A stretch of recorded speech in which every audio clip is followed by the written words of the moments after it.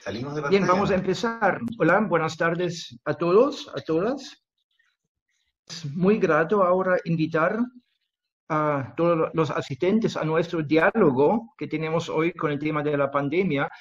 La serie de los diálogos empezamos en noviembre del año pasado como una respuesta al estallido social. En su momento nos dimos cuenta de una demanda que existía en la sociedad y que todavía existe, y queríamos hacernos cargo de esa demanda y contribuir a un diálogo entre los distintos estamentos de la universidad, estudiantes, académicos y personal de colaboración. Hoy estoy muy feliz de poder saludar también exalumnos, que yo veo como un cuarto estamento de la universidad que juegan un rol muy importante, los egresados de nuestro departamento y otros egresados de la universidad. A todos los asistentes ahora, una muy bienvenida. También quiero mencionar un poco la dinámica que tenemos en este diálogo. Primero tenemos la presentación de la doctora Cortés, ¿no es cierto? Van a ser unos 20-25 minutos. Durante la presentación ya pueden hacer preguntas por el chat en el Zoom. Una vez terminada la presentación, también va a haber una interacción, ¿no es cierto? Y ahí lo mejor sería levantar la mano en el sistema Zoom, ¿no es cierto? Y ahí podemos darle la palabra a aquellos asistentes que levantaron la mano. Eso brevemente respecto de la dinámica. La idea es terminar a las 7, no más allá de las 7:15, porque Claudia me contó que en esos tiempos tiene mucho trabajo, tiene muy poco tiempo por algo obvio. Bien, con eso quiero ahora introducir a la expositora que tenemos hoy. Estoy muy contento, muy feliz con tener a la doctora Claudia Cortés de la Facultad de Medicina. Claudia hizo noticia esta semana, ¿no es cierto?, porque fue la primera chilena elegida como miembro del Consejo General de la Sociedad Internacional de SIDA. Es una noticia que salió justamente esta semana. Ella es profesora asociada de la Facultad de Medicina, experta en infectología, y nos va a contar hoy sobre cuidados y mitos del COVID-19. Claudia, muchas gracias y bienvenida también. Muchas gracias por la invitación. Es un gusto poder estar con académicos de la Universidad de Chile, de otra facultad, así que es un honor. Yo quiero presentarles, la presentación no es muy larga para después poder, porque me parece que la parte más enriquecedora es el diálogo y poder aclarar mitos, aclarar dudas. Déjenme compartir la pantalla, pero dice que no puedo porque lo tengo inhabilitado, así que no sé quién es el que lleva las riendas de la parte tecnológica para que me autorice a compartir pantalla.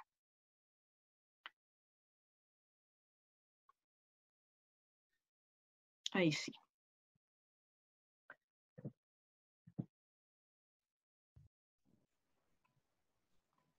¿Tienes el control ya, Claudia? No todavía, espérame un segundo. Es que tengo dos pantallas yo, entonces... Te veo. Pero, ¿qué es lo que ven? En la primera diapositiva de enfermedad por Perfecto. SARS-CoV. Ahí está, estamos bien. Entonces, eso. Vamos a hablar un poquitito de la pandemia, de los cuidados y de los mitos. Hay mucha información. Yo di la primera de estas charlas a otro grupo justo hace 2 meses atrás, el 17 de abril, así que cuando tomé esa presentación para reestructurarla, la otra era para especialistas en diabetes y tenía por supuesto otro enfoque, encontré que eran exactos 2 meses en que llevábamos 2.216.000 casos. Hoy día en la mañana, a las 10:50 de la mañana, íbamos en 8.210.000. Y hace menos de una hora vamos en 8.273.000. Y el número de muertes es el que ustedes ven ahí. Estamos hablando algo de esta magnitud que no nos esperábamos y que esto partió hace 6 meses. Este es el mapa y estas son las fuentes de Johns Hopkins, que lleva un sistema online que es maravilloso y es terrorífico también, de cómo esto está aumentando a nivel global y uno puede cliquear en cada uno de los puntitos y ver distintas, se puede sacar un montón de información, es una base de datos muy amigable y muy gráfica además. Y estos son los datos chilenos. estos son los datos entregados en los informes epidemiológicos que se hacen 2 veces por semana, que son con datos más completos. Este es el último, que salió publicado anoche, con los datos hasta el 14 de junio, y ustedes pueden ir viendo la curva, que es una curva que todavía no sabemos si ha alcanzado el pico o no. Eso es una medición siempre retrospectiva, solo cuando los casos empiecen a disminuir durante 10 días consecutivos, 10 a 14 días, uno puede decir el pico ya pasó y vamos descendiendo, porque en general suele ser más bien una curva sinusoidal y no hay una gran meseta. Eso es lo que ocurrió en los otros países. ¿Cómo se distribuyen en el país? Eso es la distribución. El número de casos entre hombres y mujeres es similar, pero no así la evolución clínica. Hemos visto que los hombres tienden a ser más graves y a tener mayor mortalidad y a hospitalizarse más. En términos de diagnóstico, la distribución es 50-50 o casi, digamos, pero en términos de hospitalizaciones, los hombres, y hay varias asociaciones con niveles hormonales, androgénicos, serían quienes tienen mayor posibilidades de enfermar grave y requerir hospitalizarse, y también tienen mayor mortalidad. Pero no solo tenemos el problema de la pandemia del coronavirus o COVID-19 o SARS-CoV-2, que es el virus propiamente tal, COVID es la enfermedad, sino que también hay una cosa que es la infoxicación, que es este estado de tener una cantidad de información masiva que no somos capaces de procesar, que es una cantidad de información a veces de no muy buena calidad, en que estamos recibiendo por distintas redes sociales, distintos papers que se han retractado en las revistas más importantes de medicina, en que se publicaron y se desdijeron 3 o 4 semanas más tarde, que es una cosa bien poco habitual en el mundo médico, y es bastante escandalosa, y eso ocurrió recientemente con 2 o 3 publicaciones bien importantes. Hay toda una serie de muñecas políticas a nivel mundial macro, desde que aparece Trump diciendo que hay una droga que sirve mucho, cuando sabemos que quizás parece el ser accionista, entonces hay intereses detrás. Hay colegas que se ponen a experimentar sin el debido proceso científico, ni las autorizaciones de comité de ética. Esto está ocurriendo en todas partes, por lo tanto hay que también tener mucho ojo con la información. Ayer se publica extensamente que hay una nueva droga que disminuye la mortalidad. Pareciera ser que sí, pero ese es un pre-print que todavía no es visto por el comité de pares, todavía no pasa por la revisión editorial de la revista. Por lo tanto, hemos vivido en este proceso, el mundo por lo menos de las ciencias médicas, una explosión de literatura de una calidad que es bastante cuestionable. Nunca antes había ocurrido que se prepublicaran tantos papers de una cosa y de un conocimiento de algo tan reciente, si esto partió muy recientemente. ¿Cuándo partió? El 29 de diciembre en Wuhan ingresaron 4 personas con una neumonía, eran 4 personas que estaban relacionadas a un mercado de pescado, donde además en China, como ustedes saben, se comercia mucho animal vivo para consumo humano, por lo tanto era un mercado con pescados y con aves. Y cuando uno recibe una neumonía de características poco habituales, es bien regular que uno busque una serie de patógenos. A estas personas les buscaron 26 patógenos respiratorios, virus, bacterias, hongos, y todos fueron negativos. Y ya eran 4, a veces en general el rendimiento del diagnóstico de neumonía es 60%, los otros 40% de las veces uno no encuentra la etiología, pero el paciente se mejora. Pero aquí ya empezaron a aumentar los casos y el 3 de enero ya se da una alerta y se logra secuenciar este virus. Esto es rapidísimo, o sea, es de una velocidad impactante. El VIH, para ponerlos en contexto, es desde que aparecieron los primeros casos de VIH hasta que se logró saber que esto era un virus, inicialmente ni siquiera se sabía que era un virus, hasta que se logró secuenciar el virus, pasaron como 2 o 3 años. Aquí pasaron semanas. Entonces, los primeros casos iban linkeados, ¿se ve el puntero? Sí. Sí. Los primeros casos iban linkeados al consumo, a la gente que trabajaba este mercado en China, pero después ya fueron viendo que los casos ya no estaban relacionados y el número fue aumentando, por lo tanto esto ya se escapó de ese universo pequeñito.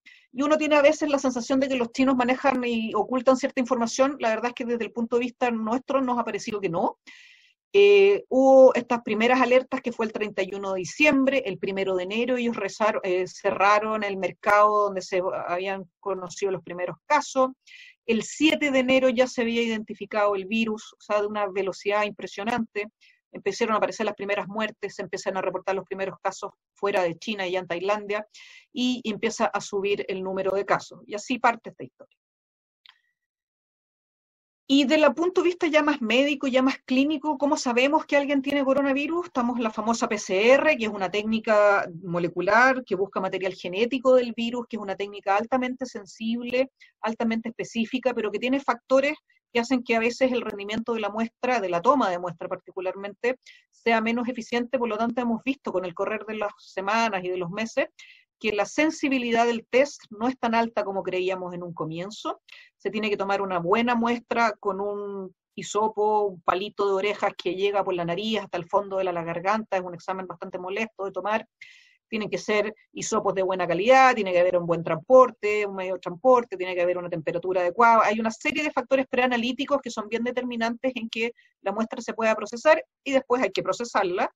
Y ese es uno de los inconvenientes que hemos tenido. En Chile se partió con un único laboratorio, ahora hay 80. Los escuchaba comentar sobre ciertos laboratorios privados. La verdad es que es una técnica compleja, es una técnica que en muchas partes se hace automatizada en los laboratorios más grandes, en el resto de los laboratorios pequeños se hace en forma manual, lo cual es una técnica que consume mucho tiempo, y que en este momento a nivel nacional se está demorando en promedio entre 4 y 5 días entregar el resultado, pero llega hasta 15, y eso es un resultado absolutamente inútil, si yo tuve que esperar 15 días el resultado de mi test, para saber si tenía o no tenía coronavirus.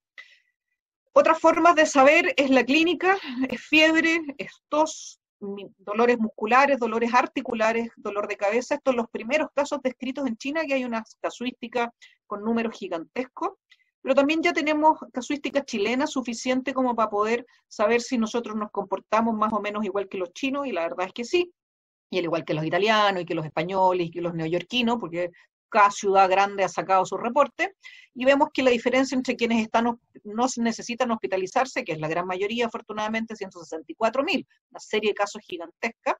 60% tiene dolor de cabeza, casi el 60% tiene tos, dolor de cuerpo, fiebre. Esas son las cosas más importantes, y quienes sí requieren hospitalizarse, que son poquito, el 10%, una cosa así, tos, fiebre, dolor de cabeza siguen siendo las características más frecuentes. Ahora, ¿cuál es el problema? Que ninguno de estos signos clínicos son específicos. Por lo tanto, es muy difícil diferenciar si yo tengo COVID-19 o SARS-CoV-2 de cualquier otro virus circulante. En esta época invernal ya debiéramos estar en el pic de la influenza. En un par de semanas más o a fines de junio, mediados de julio, habitualmente comienza el virus respiratorio sincicial, que afecta más bien a los niños pequeños, y es el que todos los años la suma de influenza en adultos, también en niños, y virus respiratorio sincicial colapsa las UCIs de este país. UCIs que sin duda han doblado su número de camas, pero lo cual ha generado esta como competencia por comprar ventiladores, pero hay que tener claridad de que el ventilador no es, a mi entender, y a quienes nos dedicamos a esto, la primera herramienta, sino que debiera ser la última, y debiéramos evitar tener que llegar a hospitalizarnos y evitar tener que llegar a usar un ventilador. ¿Cuáles son las características, el cuadro clínico, todo eso? Esto tiene una particularidad que no es muy frecuente, que se le ha dado harta cobertura como en prensa, que es la anosmia y la disgeusia, que es la pérdida del olfato y la pérdida del gusto, o el sentir un mal gusto en los alimentos. Esta es porque hay gente que me dice, pero yo cada vez que me resfrío y se me tapa la nariz con moco, no siento olores. Pero aquí casi no hay coriza, casi no hay mucosidad nasal. Entonces, de hecho, la pérdida del olfato es un proceso neurológico. Entonces, este es un virus que está atacando el nervio olfatorio. Y por eso, pese a que yo no tengo la nariz tapada, no huelo nada, y es un marcador bastante sensible, pero no es muy prevalente. Solo un 20%, 25% de la gente pierde el olfato. Pero hay que tener en claro que ninguna de estas características, quizás salvo la pérdida del olfato, que no ocurre en los otros virus, no es específica, así que debemos hacer la PCR. Por otro lado, en este momento en Chile hay un observatorio de virus respiratorios que existe hace muchos años, que es de muy buena calidad, y que se hace screening permanente de consulta respiratoria, y debiéramos estar empezando, o ya en la mitad del pic de influenza, y prácticamente no hay influenza. ha aparecido bastante esto representado en la prensa, y no es que no se esté testeando, sí se está testeando, y en verdad el único virus circulante en forma significativa es el SARS-CoV-2.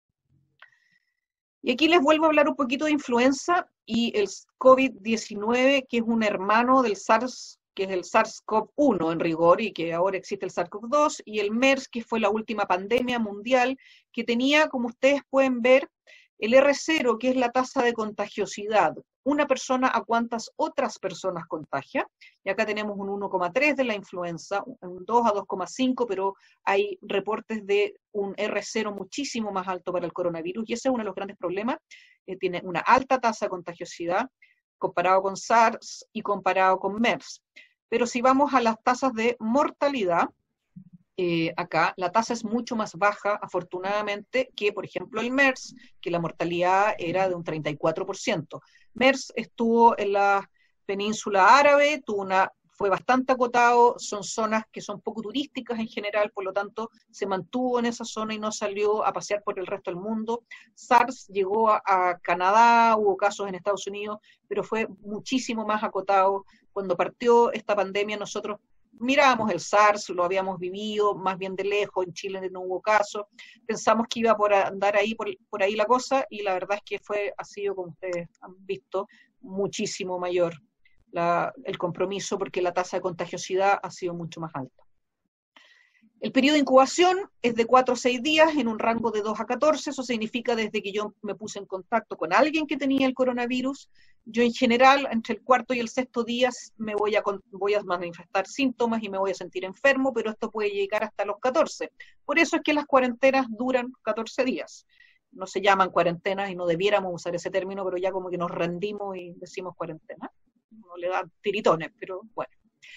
80% de quienes se enferman no requieren ningún tipo de intervención médica relevante, no tienen que hospitalizarse, basta con manejar la fiebre, el dolor muscular, tomar harto líquido, sopita de pollo, limona caliente, y con eso en general pasa, uno lo puede sentir más o menos mal, pero el 80% afortunadamente es menor. Pero eso significa que el 20% sí necesita hospitalizarse, y eso es muchísima gente, porque estamos hablando de una enfermedad altamente contagiosa. Y de ese 20% que se hospitaliza, un 5% en general, entre un 5 y un 7, requiere unidad de cuidado intensivo, que es lo que nos tiene al borde del colapso de las unidades críticas. Complicaciones en la evolución clínica hay muchas. Neumonía, que es lo que los pacientes que se hospitalizan, no todo el mundo cursa con una neumonía, muchos pueden tener un cuadro menor, pero los que se hospitalizan es básicamente porque al menos requieren oxígeno. Tenemos además una patología que se ha visto que no es similar a otras infecciones virales pulmonares, da muchos problemas de coagulación, los pacientes tienden a trombosarse, a tener tromboembolismos pulmonares, trombosis venosas de las piernas, entonces ha hecho que el manejo de una neumonía, a la cual estamos bastante habituados, sea bastante diferente. Tenemos casos de infecciones de la musculatura del corazón, de miocarditis grave, casos de compromiso del sistema nervioso central. Hay particularidades ya, hemos visto, es tanto el número de casos que hay en el mundo que se describen complicaciones bien importantes, pero lo más importante es la neumonía. Y aquí les muestro acá más en chico cómo se ve en un escáner un pulmón normal, que se ve negro porque hay aire y pasan los rayos X sin tener una gran resistencia porque atraviesan el aire y queman la placa, o cuando eran placas esto ya es computacional, pero se ve negro y eso es lo normal, y lo blanquito que se ve son los vasos sanguíneos, que es normal que estén de ese color porque ahí están contrastados, y acá vemos un pulmón de alguien con coronavirus que tiene un pulmón que se ha vuelto mucho más blanco, que es un pulmón que ya no está lleno de aire, que está lleno de detritus celulares, de pus, de moco, y eso hace que, como no hay aire, no hay un buen intercambio gaseoso, y el paciente se pone hipóxico, vale decir, no tiene la suficiente cantidad de oxígeno en su sangre, y por ende en su cerebro, y por ende en sus órganos. Y este escáner, todos los pacientes tienen un escáner que es básicamente igual. De hecho, la evolución de los casos clínicos son todas muy similares. Y es una situación bien dramática porque en muy pocas horas esto progresa de unos infiltrados muy tenues a tener un pulmón que nosotros llamamos un pulmón blanco o un pulmón hepatizado. Tiene la densidad del hígado, de la pana, versus la densidad que debiera tener, que es del aire. Entonces es un pulmón que no ventila bien. Como yo les decía, el 80% estos son las series chinas, pero esto se ha ido replicando en todos los países del mundo exactamente igual. En Chile no hay datos no hay datos chilenos publicados. Yo trabajo en la Clínica Santa María, además de la Universidad de Chile, y tenemos nuestros datos que son bastante concordantes, al igual que los del resto del mundo. 80% es una enfermedad leve, 13%, 14, 15% una enfermedad severa y un 5% requiere una hospitalización en una unidad de pacientes críticos. Y así vemos cómo van evolucionando desde lo leve con el diagnóstico con la PCR hasta que se recupera la gran mayoría. Por supuesto que hay algunos que parten con cuadros leves y progresan a cuadros severos. Y los que parten mal suelen terminar mal. Y además, este es un virus que produce una respuesta inflamatoria y este es el gran problema que nos ha generado y por eso la mortalidad ha sido más o menos alta. No es el virus mismo el que mata al paciente, es la respuesta inflamatoria del paciente contra el virus que genera esta cascada de citoquina. Las citoquinas son marcadores moleculares, son sustancias moleculares que previenen o se gatillan cuando hay una inflamación, cuando hay una injuria, en este caso producida por el virus, el cuerpo se defiende con esta cascada inflamatoria y se pierde el balance. Y aquí es donde viene un gran proceso que es muy difícil de frenar, porque es literalmente una cascada, tiene muchos pasos y se va diversificando, y se han probado distintos fármacos que logran frenar esa cascada inflamatoria y hasta ahora ninguno ha sido satisfactorio. Desde la hidroxicloroquina, la ivermectina, un montón de fármacos, los corticoides, que es lo que sale publicado ayer, que es un fármaco que se usa en cascadas inflamatorias. Hay que encontrar la dosis correcta, eso todavía no está del todo validado, pero parece ser una buena luz. Además es un fármaco que usamos con mucha frecuencia, barato, así que tiene varias ventajas, probablemente por ahí siga el camino. ¿Cómo es la mortalidad? La mortalidad se concentra en los grupos de mayor edad y vemos que la mortalidad es bastante menor o casi inexistente afortunadamente en los niños, y el gran quiebre se produce sobre los 60 años, en que ya acá tenemos series de España, acá tenemos una serie de China y ustedes ven que es más o menos similar, 17% en España en los mayores de 80, 15% en los mayores de 80 en China, pero el quiebre es sobre los 60. En Chile lo estamos viendo de similares características. Este es el reporte chileno que salió hoy día. La verdad es que a mí me cuesta un poquito interpretarlo, porque habla de fallecidos, registros anteriores, nuevos fallecidos registrados. No me queda muy claro porque ha sido un poco errático y esperamos que las nuevas manos del ministerio sean un poquito más transparentes con la información y tenemos un poco más de claridad. Entendemos que lo que está haciendo ahora es que están registrando los muertos desde el registro civil, cosa que genera una latencia en el tener la información, porque la gente se muere un par de días y nada de registrar, y cuando uno muere el viernes en la noche se registra el lunes, pero sí son datos bastante más certeros. Y ahora, por supuesto, también hay que encontrar cuáles son las causas de mortalidad, si se están incluyendo en los muertos por coronavirus todas las neumonias, qué pasa cuando no se hace el test diagnóstico, qué pasa cuando el test diagnóstico es post-mortem. Falta todavía aclarar, por lo menos entre ayer y hoy, aumentaron el número de casos que se habían diagnosticado y que no estaban notificados y se incorporaron. Tenemos la esperanza que en los próximos días se clarifique qué es lo que está pasando con la mortalidad. Esta es el reporte: 35.000 casos activos, un histórico acumulado de 220.000 casos con 3.615 pacientes fallecidos. Pero no sabemos bien cómo se construye este fallecido, o por lo menos yo no sé, pero yo creo que no hay mucha claridad en cómo se construye este fallecido. ¿Cuántos tests se han realizado? Lo que es un dato bien importante. Chile testea mucho en relación a los países latinoamericanos, pero testea poco en relación a los países de la OECD.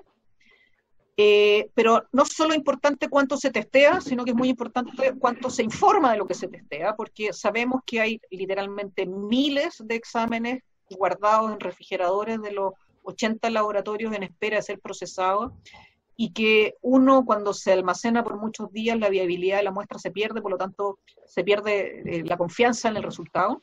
Y dos, que no me sirve nada, como yo les decía en un comienzo, que me entreguen el resultado 14 días después, digamos. Así que esos son los datos actuales.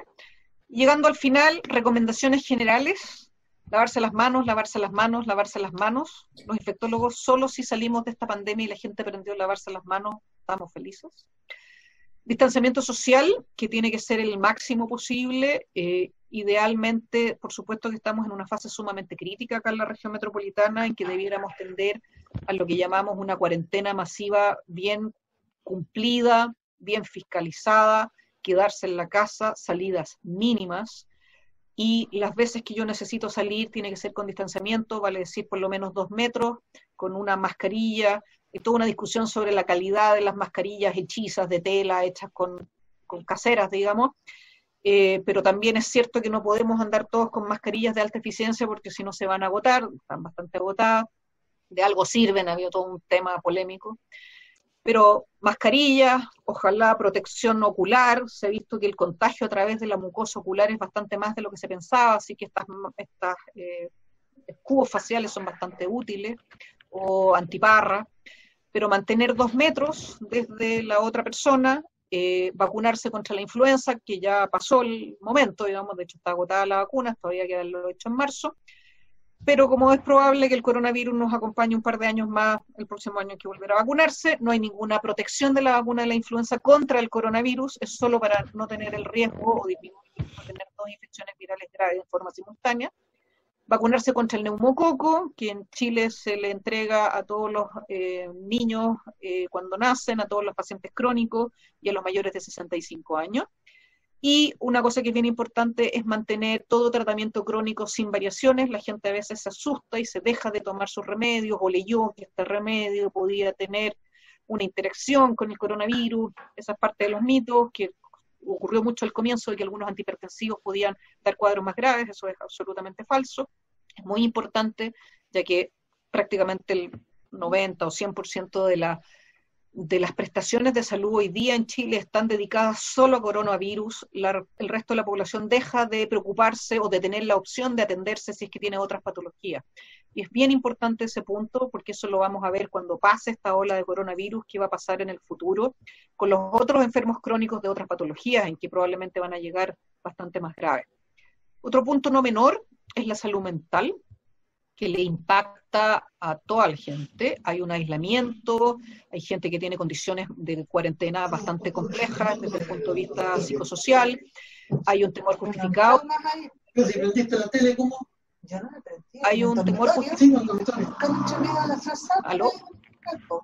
¿Hay un ruido atrás? Hay un temor justificado en los adultos mayores, porque tienen efectivamente más mortalidad, hay temor a la falta de los medicamentos y hay una menor adherencia a los tratamientos de situaciones de desastre. Por último, volver a insistir, lavarse las manos, estornudar en el antebrazo, lavar las superficies con cualquier detergente doméstico, no tiene para qué ser una cosa muy sofisticada, agua con cloro, y distanciamiento social. Quedarse en casa. Mitos, miles. Yo prefiero que ustedes me pregunten cuáles y yo les diga que son un mito particular, porque no quiero poner mitos arriba de la mesa. Hay montones. También está preguntando. Sí. ¿Ahí se escucha? Sí, por favor, adelante. Sí, la pregunta que tengo yo en este momento, bueno, primero que todo, saludo a todos y a la doctora también por aclararnos las dudas. La pregunta mía es la siguiente, si ¿puede un animal doméstico u otro animal contagiarme del COVID-19? No. Los estudios que hay hasta ahora, si bien se ha visto y se ha logrado aislar el virus en algunos felinos, tigres, leones, gatos, no hay transmisión demostrada desde estos animales, desde este tipo de animales, hacia el humano. Muy bien. Gracias. Gastón Concha. Hola, ¿qué tal? Saludo también a todos. Gracias, Claudio, por la presentación. A ver, voy a tratar de ponerme... Mira, ayer justamente escuché una doctora, me parece que argentina, que decía que no sabe por qué los doctores no utilizan el ibuprofeno como antiinflamatorio, que eso es súper bueno para atacar el virus, por lo menos en las etapas tempranas. Primero quería saber si eso no hay es ninguna así. evidencia que lo avale. El ibuprofeno es un antiinflamatorio no esteroidal, que no tiene ningún rol antiviral propiamente tal. Aquí hay dos formas de atacar la enfermedad: o matar al virus, buscando algún antiviral, o atacar esta respuesta inflamatoria excesiva. El ibuprofeno es un antiinflamatorio bastante habitual, bueno, bonito y barato, pero que no ha demostrado en lo absoluto tener un rol antiinflamatorio del nivel específico de antiinflamación que se requiere para frenar esta cascada que yo les hablé. Por eso los corticoides que salieron ayer, estas como publicaciones más alentadoras de la dexametasona, que es un corticoide en que sí, corticoides se usan mucho en medicina, en cuadros similares, en que podría tener un rol. Las otras drogas que se están estudiando son para atacar algunos de estos pasos de esta cascada, que son el tocilizumab, que son como algunos factores muy específicos, pero no hay ningún rol del ibuprofeno ni ningún otro antiinflamatorio. Perdón, Perfecto, una segunda gracias. pregunta, Claudia. ¿Puedo hacer otra más? Es respecto de qué pasa con los asintomáticos. ¿Hay algún estudio que explique todavía por qué hay gente que no le pasa nada, al margen de las enfermedades base, pero por qué hay gente que lo pasa tan bien, a veces sin darse cuenta? ¿Se sabe algo de eso o no? No, se sabe poco de los asintomáticos, de partida porque es difícil de pillarlos y porque estamos en una fase tan agresiva en que está todo destinado a tratar de estudiar a los sintomáticos y los tests que hay, por eso no tiene mucho sentido hacer testeo en asintomáticos. El rendimiento es bajo, vamos a pillar a algunos asintomáticos, los vamos a mandar a encerrarse, ojalá se queden encerrados, pero hay poca claridad de la fisiopatología, de por qué hay gente que evoluciona tan grave. O sea, sabemos que hay factores de riesgo para evolucionar grave, muchos. Sabemos que la obesidad, la hipertensión, la enfermedad coronaria, siendo la hipertensión y la obesidad lejos lo más frecuente en términos de factor que da mayor gravedad. Porque hay gente que no evoluciona con gravedad, no está tan claro. Okay, Bien, gracias. Gracias. Aquí hay una pregunta en el chat. Claudia Baezas pregunta, para las personas que ya tuvieron contagio, ¿realmente quedan con inmunidad? Una buena pregunta, pero no tenemos una respuesta. La verdad es que la mayoría de las infecciones de este tipo, de otros coronavirus, el coronavirus es el que causa el resfrío común. Este es un coronavirus mutado, pero el coronavirus estándar es el que nos da todos los inviernos. Y el virus muta, y por eso uno se reenferma y se resfría todos los inviernos, porque el virus no es exactamente el mismo. Hay algunas infecciones virales que a uno le confieren inmunidad para toda la vida, como por ejemplo la hepatitis A, uno le da una única vez, no le da nunca más. Pero la gran mayoría de las infecciones respiratorias no confieren inmunidad permanente, dan inmunidades de corto plazo, por eso uno se tiene que vacunar contra la influenza todos los años, por ejemplo. Todavía ha pasado muy poco tiempo, llevamos recién 6 meses desde que existe esto en el mundo, por lo tanto no tenemos mucha claridad cuánto dura la inmunidad. Sabemos que no todo el mundo levanta una respuesta inmunológica, y esto que se habla de las IgG y las IgM, o estas inmunoglobulinas, la IgG es la inmunoglobulina como de memoria, es como una cicatriz inmunológica, llamo yo. Si yo tengo eso, sé que la enfermedad me dio en el pasado, no sé cuándo, no sé, puede haber sido hace 3 meses o hace 30 años, pero tengo esa inmunoglobulina, y la próxima vez que yo me enfrente a esta misma patología, voy a muy rápidamente, porque mi cuerpo ya la conoce, montar una respuesta inmunológica y no me voy a enfermar o va a ser una cosa muy menor. Eso, en este virus, sabemos que hay gente que tuvo la infección, que se demostró con una PCR positiva y no monta respuesta inmunológica, por lo tanto, tiene el riesgo teórico de volver a enfermarse. Y lo que nos queda por ver todavía es la gente que sí monta una respuesta inmunológica, cuánto le dura. Y creemos que no va a durar mucho tiempo. Muy bien, gracias. Luis Valenzuela, ¿puedes por favor bajar la mano de la gente que ya habló? Hay otra mano arriba, Carlos Viñolo. Carlos, por favor. Gracias, Claudia. Realmente un gran aporte. Pregunta, ¿en qué momento uno debiera consultar? ¿En qué estado de los síntomas hace sentido que uno llame o haga algo? Si somos sanos, menores de 65 años y sin ninguna otra enfermedad, y uno se lo pasa como un resfrío común, yo en este momento, en esta etapa, creo que es mejor quedarse en la casa. Si tenemos alguna patología como diabetes, como hipertensión, como obesidad, la obesidad es un marcador súper importante de mal pronóstico, y tenemos dificultad para respirar, sensación de falta de aire, esa es la razón por la que consultar, por lo tanto ahí es cuando necesito probablemente oxígeno y algún tipo de apoyo ventilatorio. La fiebre, la gente se asusta mucho con la fiebre, no es un marcador muy relevante. Uno tiene fiebre con esto, no pasa mucho, hay que tomar paracetamol y la fiebre baja. Pero la sensación de falta de aire, la disnea, es una razón para consultar. Ok. Gracias. Hay otra pregunta de Neftali, Ingeniería Logístico. Hola, muy buenas tardes, Claudia. Quería hacer una consulta con respecto a lo que se ha comentado en los noticieros en cuanto a la vacuna. Se pronostica que dure entre 12 a 18 meses que tengan un resultado de una vacuna, y bueno, en otros países ya están hablando de antivirales, como por ejemplo en Rusia. Estados Unidos ha sacado otro tipo de medicamentos. ¿Qué hay con respecto al avance en cuanto a la cura o a la vacuna con respecto a este virus? Gracias. A ver, ninguna vacuna en el mundo se ha hecho en menos de 3 o 4 años. Ahora, por otro lado, como yo partí esta presentación, este virus se logró identificar y establecer todo su mapa genético en 2 semanas, que es un récord así impresionante. Entonces, creemos que es probable que las vacunas no son tan difíciles de hacer, por supuesto que llevamos 30 años buscando una vacuna para el VIH que todavía no encontramos. Pero esta es una vacuna que es probable que aparezca, no es de las vacunas por las características del virus, por su baja tasa de mutación y por sus características como arquitectónicas, que una vacuna aparezca, pero hay que hacer las pruebas en animales, hay que hacer las pruebas primero de laboratorio, en tubo, después en animales, después en humanos. Todo eso es al menos 18 meses. Las 2 industrias farmacéuticas más grandes del mundo de vacunas, que son enemigos a muerte, están asociados por primera vez en la historia para hacer una vacuna.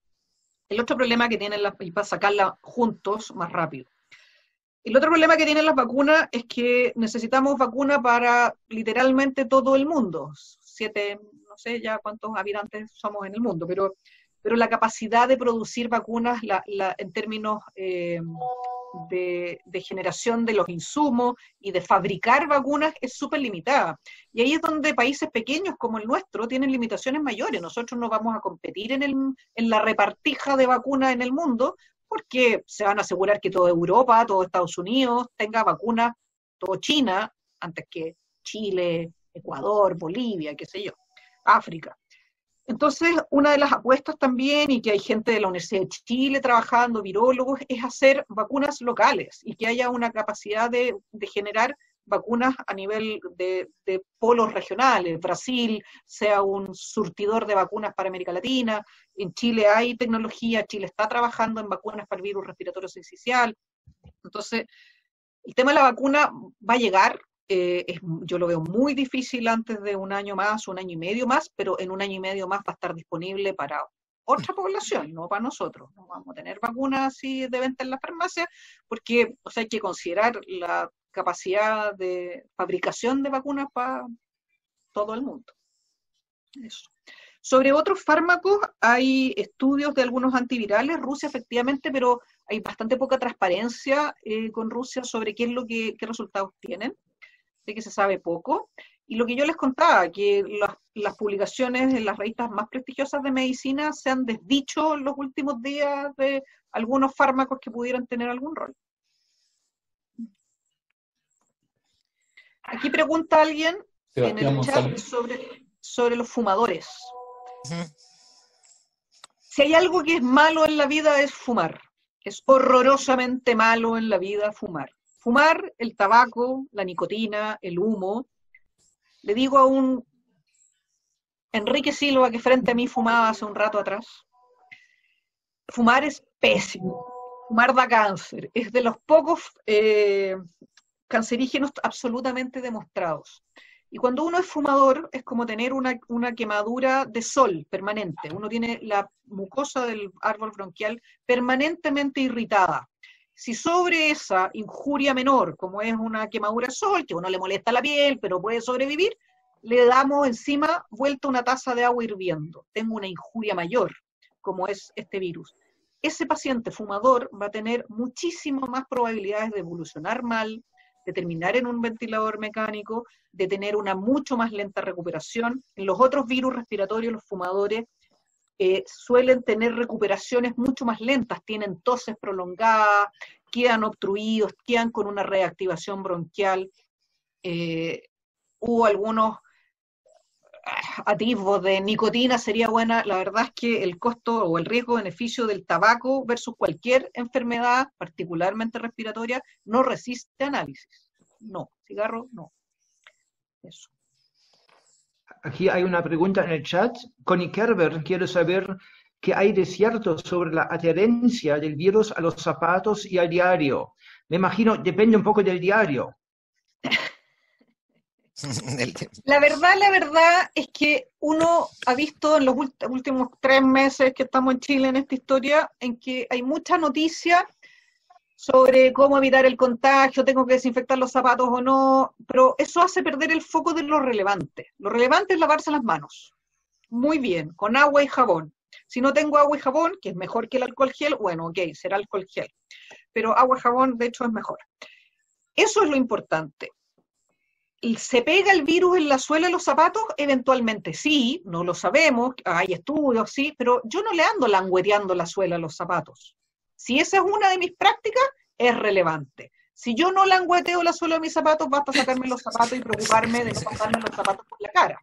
Lo relevante aquí es lavarse las manos, limpiar la superficie. Esto se transmite por las pequeñas gotitas que yo elimino cuando estornudo, cuando hablo incluso. Cuando doy una clase y hablo fuerte, estas gotitas pueden llegar hasta 1,5 metros, 2,5 metros. Por eso es importante la mascarilla, por eso es importante que la mascarilla sea de buena calidad, porque una mascarilla muy porosa, las partículas virales van a atravesar pero los grandes goterones de saliva van a quedar atrapados. Lo importante es lavarse las manos, usar mascarilla, protegerse la mucosa ocular, que hemos visto que esto es nuevo, en general los otros virus no se pegan por los ojos, este sí, y parece que cada vez toma más importancia. Entonces, lo otro es las superficies. Ha ido fluctuando el conocimiento, que dura 3 días, que dura 2 horas, hay un montón de información, no hay nada muy profundo. En las superficies que yo trabajo y como y cocino, limpiarlas con una solución clorada, una parte de cloro, 9 partes de agua, y con un spray, listo, ninguna cosa sofisticada. Eso. Claudia, aquí hay una pregunta que a mí también me interesa mucho, que es sobre el delivery. ¿Puedes decir, por favor, que el delivery es peligroso? Porque después se lo voy a mostrar a mis hijos, que insisten en el delivery. La verdad es que yo no puedo decir que es peligroso porque no hay ningún estudio que lo demuestre. Nadie está estudiando los delivery.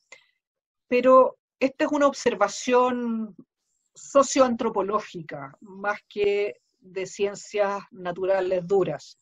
Uno ve a los repartidores, yo salgo a la calle todos los días, yo espero que ustedes no, y estén todos en su casa como debieran estar encerrados, y uno ve a la gente de los delivery, a los chicos que reparten, que están todos en una esquina esperando que les salga la llamada, están todos sin mascarilla, están todos que sabemos que tienen condiciones de trabajo en que no tienen baños, en que no se lavan las manos, en que están en la calle. Y sí sabemos que hay transporte, que esto se pega por la mano, se llama mano portada, entonces el tipo toma una caja donde estornudó y no usó mascarilla, yo pierdo un poquito de control. Tampoco, por supuesto, veo lo que se está echando adentro del delivery. Esa comida se cocinó de la manera, estamos absolutamente ciegos, no vemos esa cocina. Por último, yo pienso, ok, compramos, si es que vamos a comprar algo que yo pueda calentar y meter en la olla y eventualmente matar a los virus, todos ellos, en el calor. Pero sushi es algo que yo no compraría en este momento de la vida jamás, digamos, pescado crudo, así llamemos a los bichos. Claudia, muchas gracias. Eso quería escuchar. ¿Tú encargas comida en tu casa? Yo no encargo comida. Gracias. Le damos el pase a Sebastián, que está haciendo una pregunta. Hola, buenas noches, Claudia. Muchas gracias, primero que todo. Oye, quería hacer una consulta respecto de la vacuna y la prevalencia de la inmunidad en la gente, porque tiempo atrás la OMS mencionaba que eventualmente vamos a tener que acostumbrarnos a vivir, eventualmente con el virus, puede pasar como el SIDA, que no encontremos una vacuna y bueno, y tengamos que aprender a vivir con el virus. Quería saber si en vista de que, al parecer, y tampoco sé si es tan así, también he escuchado que muy poca gente de la que ha estado enferma desarrolla inmunidad que se mantenga en el tiempo. ¿Esos factores dificultan aún más el hallazgo de una vacuna y una vacuna que sea eficiente a lo largo del tiempo? ¿O en verdad la vacuna es otra tecnología que no Es es otra comparable con eso? tecnología. La vacuna tiene que ver, y la complejidad de tener o no tener vacuna tiene que ver con las características del virus propiamente tal. El virus del VIH es un virus que muta muchísimo, es un virus que tiene muchos errores en su reproducción, se equivoca mucho y eso va generando muchas variantes distintas, muchas mutaciones. Entonces, no hay un único virus del VIH, por lo tanto es imposible hacer una vacuna para los miles de virus de VIH, son todos distintos. En cambio, este virus hasta ahora, ha pasado muy poco tiempo, 6 meses es muy poco tiempo, no ha mutado, lo cual da mucha más esperanza de encontrar una vacuna, porque es un virus estable, o hasta ahora se ha comportado como un virus estable. El que uno monte o no monte respuesta inmunológica no tiene tanto que ver con, depende, hay distintas tecnologías o mecanismos para generar vacunas. Okay. El otro gran problema de esta infección es que es absolutamente nueva. Nadie en el mundo tenía defensas o un sistema inmunológico preparado para esto. Cuando esto pasa el tiempo, y eso es la famosa inmunidad de rebaño, que en el fondo cuando uno ya empieza a circular, pero para tener una inmunidad de rebaño tenemos que tener un 70% de la población que se haya enfermado y que los que no se hayan muerto, que no son pocos, esos ya van a tener una posibilidad de que si se vuelven a enfermar, se van a enfermar muy leve. Pero esto ha sido tan agresivo y ha sido tan letal que no podemos apostar a una inmunidad de rebaño, porque se va a morir muchísima gente en el camino de llegar a ese proceso. Okay, muchas gracias. Pues tenemos algunas preguntas en el chat, Richard. Sí. Hola. Hola, Yasna. Muchas gracias por la exposición. Es un tema bien amigable, es de un lenguaje bien amigable que todos podamos entender, no solo los que están relacionados con la ciencia. Yo tengo una duda acerca de la vacuna. Mira, trabajé harto tiempo en ensayos ATME y sé que para poder sacar un fármaco y vacunas al mercado son alrededor de 10 años, entre las pruebas preclínicas, clínicas y después cuando se hace la exposición con los humanos. ¿Cómo van a ver este tema en tan poco tiempo? Me imagino que va a ser mucho ensayo y error, y sobre todo a exponer a la gente que no ha estado enferma, porque una de las formas para darse cuenta si esta vacuna es efectiva es poderla exponer con gente que está contagiada, usando los servicios, viviendo en el mismo espacio. ¿Cómo van a hacerlo acá en Chile? Porque estuve leyendo un reportaje que decía que China quiere empezar a probar la vacuna acá en Chile. Sí, yo vi el mismo reportaje, probablemente me llamó la atención, vi que hay gente de la Católica, que es gente muy seria, que es el doctor Kalergis, que es el que está haciendo una vacuna contra el virus respiratorio sincicial y que está en una fase bien avanzada, que es como un pionero mundial en el tema. No sé mucho más que lo que tú y yo probablemente leímos en el diario. Cuando hay estos estados catastróficos, los procesos se pueden apurar. Por supuesto que no va a tener inicialmente la confiabilidad de una vacuna, que son normalmente muy seguras, pero es un balance de riesgo-beneficio. La vacuna para ébola salió bastante rápido, demoró solo 4 o 5 años, y eso es bastante poco. Probablemente había menos interés mundial de sacar la vacuna para la ébola porque la gente con ébola eran los pobres africanos que literalmente le importan poco a la gente que tiene plata y que apuesta por invertir en vacunas. Como esto es una enfermedad mucho más masiva, es más probable que la vacuna, hay muchos fondos destinados a nivel mundial para poder desarrollar una vacuna. Pero sí, se pueden adelantar los procesos, pero no tanto, porque además una vacuna sirve. Hay vacunas que ustedes, cuando eran niños, guaguas recién nacidas y niños, los tuvieron que vacunar, por ejemplo, contra el tétano, 5 dosis, porque las dosis son acumulativas y porque no dura mucho tiempo. Entonces, una de las cosas es que una vez que haya vacuna, hay que ver cuánto tiempo dura esa vacuna. Me va a generar una reacción. ¿Qué es una vacuna? Una vacuna es un pedazo del virus o algo que asemeja y que se parece mucho a una porción del virus para que mi sistema inmunológico lo reconozca. Y esto es un virus no infectante, esta es una partícula que no es el virus, es algo muy parecido o es un pedacito del virus. Entonces yo me lo inyecto, mi sistema inmunológico lo reconoce, lo archiva, y la próxima vez cuando yo me encuentre con el virus real, mi sistema inmunológico, yo conozco esto, sé cuáles son los mecanismos de defensa y soy capaz de defender y frenar la infección ahí. Eso es una vacuna. Pero algunas veces esa vacuna tiene una vida media, una duración muy corta. Por eso muchas vacunas fracasan. Entonces no me sirve una vacuna que alerta a mi sistema inmunológico, pero a los 3 meses ya la perdí. Es una vacuna inútil. Entonces para eso se necesita tiempo. Necesito 1 año para saber si los pacientes que están vacunándose hoy, al cabo de 1 año, van a seguir inmunes. Les va a seguir sirviendo la vacuna. Y eso no se puede apurar, porque eso es tiempo.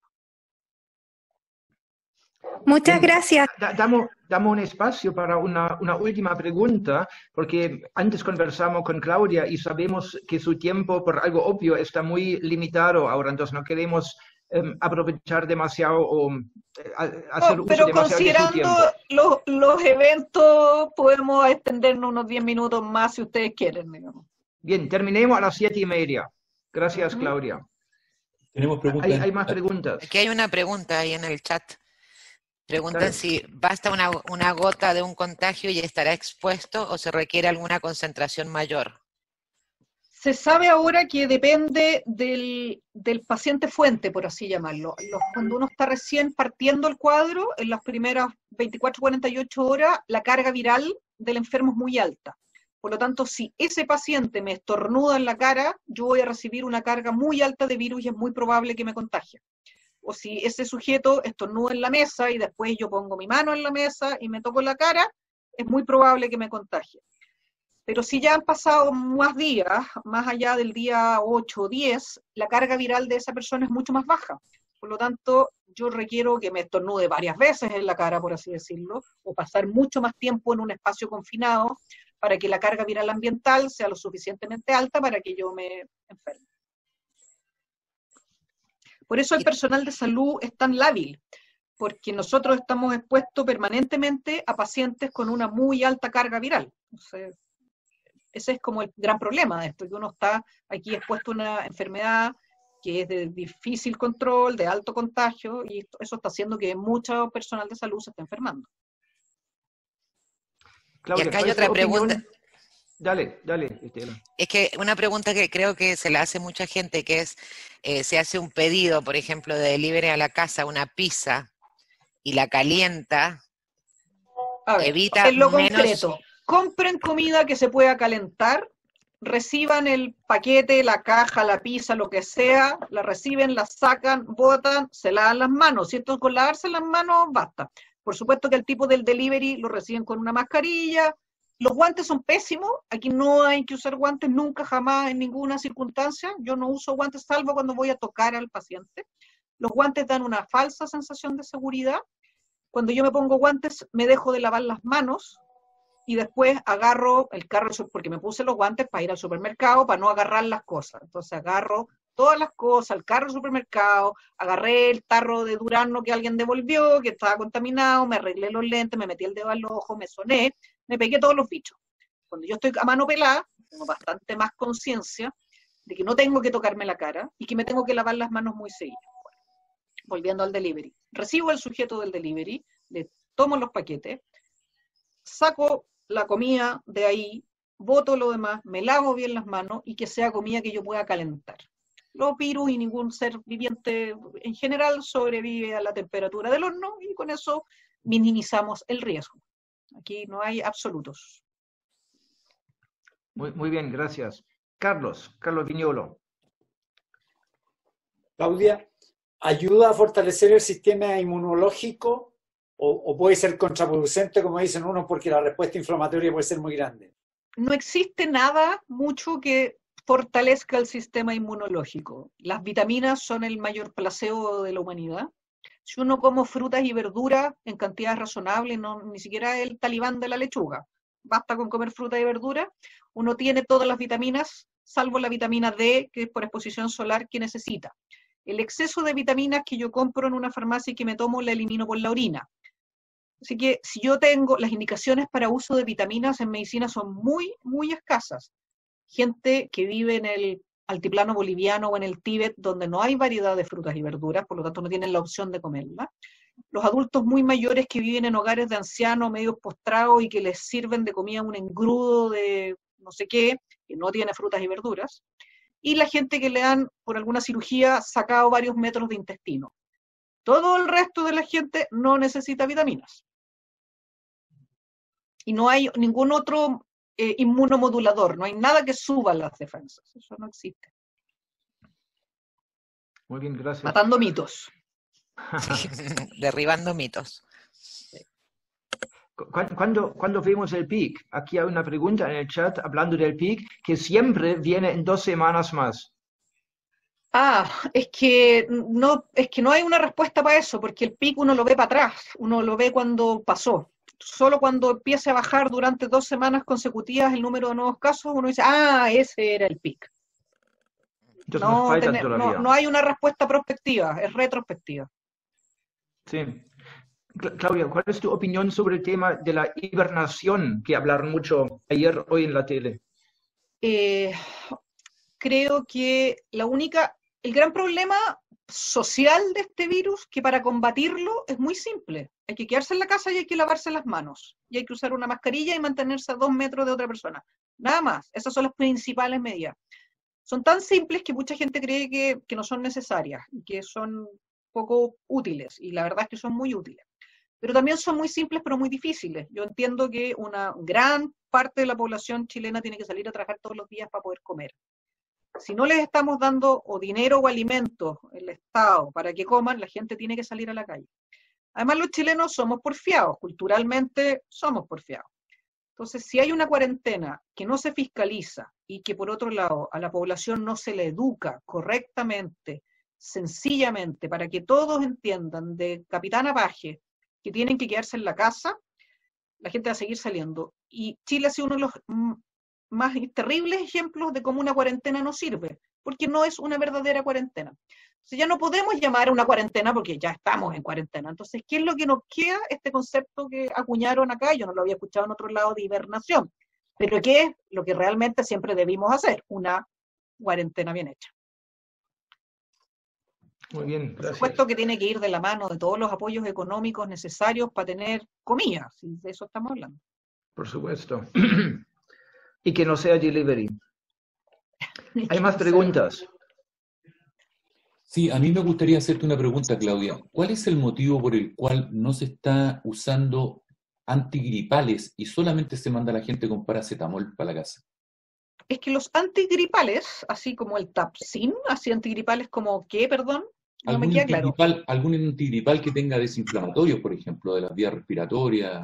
Es que en general hay varios temas. El paracetamol es un fármaco bastante seguro. Cuando uno manda a la gente para la casa, que se puede automedicar y sobredosificar, para tener una intoxicación con paracetamol se requieren dosis muy, muy altas. Por lo tanto, en general, el paracetamol es un fármaco seguro y sirve muy bien para la fiebre, sirve muy bien para los dolores musculares y es la terapia estándar. Los antiinflamatorios son bastante más tóxicos y tienen hartos más efectos adversos. Producen falla renal. Si yo estoy deshidratado y con fiebre y esto da una anorexia muy marcada, entonces la gente deja de comer y deja de tomar agua, y yo encima me estoy tomando un antiinflamatorio, puedo terminar con una falla renal. O sea, los antiinflamatorios no son de uso tan libre porque tienen efectos adversos que son graves. Entonces, y en general, con el paracetamol, para la gran mayoría de los pacientes, basta. Muy bien. Muy bien, gracias. Estamos llegando a la hora. Tiempo para una última pregunta. Claudia, una pregunta. ¿Por qué no aparecen los recuperados en las estadísticas del Ministerio de Salud?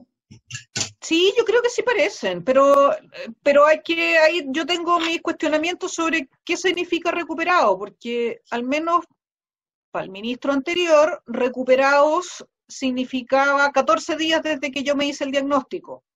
Eso significa que yo tengo como 30 pacientes recuperados en la UTI en mecánica, que lleva más de 14 días del diagnóstico. Entonces, el término de recuperado es complejo, porque ¿cómo defino yo que alguien se recuperó?